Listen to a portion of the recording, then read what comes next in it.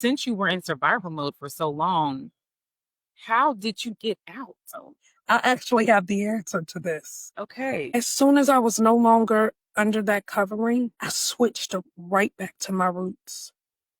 I didn't grow up in survival. My mind went exactly back to my foundation and how I grew up. What I saw, my father was a businessman. He was a pastor. He owned half the South Side in real estate and apartments. He gave affordable housing when we didn't even know what that was to the church members. He was the chairman of the Economic Development Board for Seaway National Bank, which at the time was the largest Black-owned bank in the country. Mm. I grew up in a 6,000 square foot house. I did not know what a light bill was growing up. I didn't know what it felt like not to be able to go to a restaurant and not order that crab if I didn't want it.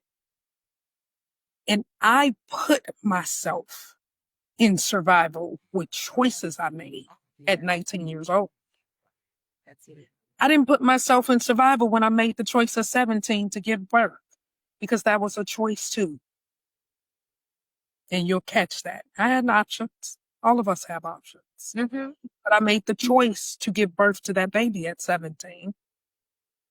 I didn't put myself in survival then. I put myself in survival when I went under a man's covering who could not harbor who I was because I didn't know who I was yet.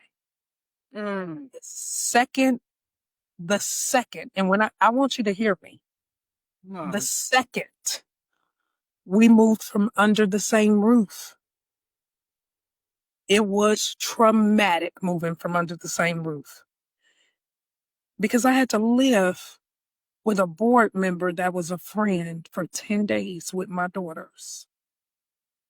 But the second I was no longer under the roof and in survival mode, my life shifted immediately.